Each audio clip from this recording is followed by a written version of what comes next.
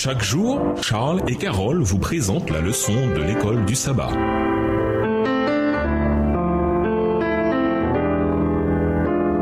Bienvenue dans notre émission. Dieu nous parle. Voilà la leçon de lundi. Pourquoi est-ce important que Josué ait choisi de célébrer la Pâque malgré la tâche immense et urgente que représentait la conquête de la terre promise? Lisons Josué 5, verset 10, Exode 12, verset 6, Lévitique 23, verset 5, Nombre 28, verset 16 et Deutéronome 16, verset 4 et 6. Josué 5, le verset 10. Les enfants d'Israël campèrent à Gilgal et ils célébrèrent la Pâque le 14e jour du mois sur le soir dans les plaines de Jéricho. Exode 12, verset 6. Vous le garderez jusqu'au 14e jour de ce mois et toute l'assemblée d'Israël l'immolera entre les deux soirs. Lévitique 23, le verset 5. Le premier mois, le 14e jour du mois, entre les deux soirs, ce sera la Pâque de l'Éternel. Nombre 28, verset 16. Le premier mois, le 14e mois du jour, ce sera la Pâque de l'Éternel. Deutéronome 16, versets 4 et 6. On ne verra point chez toi de levain dans toute l'étendue de ton pays pendant 7 jours, et aucune partie des victimes que tu sacrifieras le soir du premier jour ne sera gardée pendant la nuit jusqu'au matin. Verset 6. Mais c'est dans le lieu que choisira l'Éternel ton Dieu pour y faire résider son nom que tu sacrifieras la Pâque, le soir au coucher du soleil à l'époque de ta sortie d'Égypte. Deuxième activité importante qui précède la conquête, la célébration de la Pâque. Elle a lieu dans la soirée du 14e jour du mois, conformément aux instructions données par Dieu. La portée symbolique de l'observation de la Pâque est particulièrement mise en avant. Les événements dans Josué reflètent ceux de l'Exode. La Pâque rappelle la nuit de la 10e plaie, Exode 12, quand l'ange de la mort tua tous les premiers-nés de l'Égypte et épargna les Israélites. S'ensuivit l'Exode, le départ de l'Égypte, la traversée de la mer Rouge et le voyage dans le désert. A contrario, l'histoire de la deuxième génération commence dans le désert, se poursuit avec la traversée du Jourdain,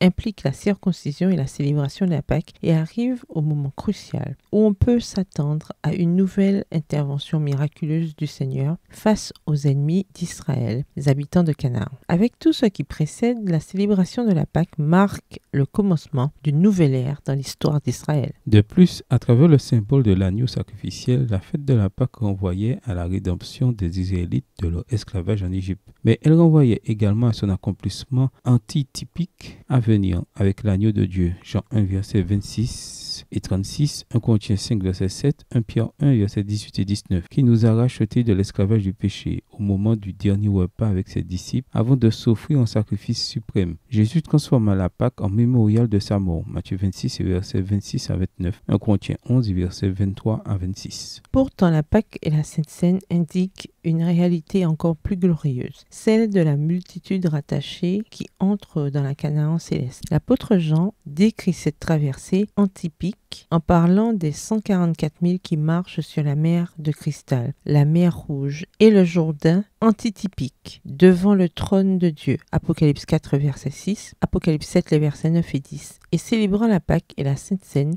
antitypique au repas de noces de l'agneau. Matthieu 26, verset 29, Apocalypse 19, le verset 9. Comment garder constamment sous les yeux la réalité de la croix, même quand nous ne sommes pas en train de célébrer la Sainte Seine? Au revoir. Et à demain si Dieu veut.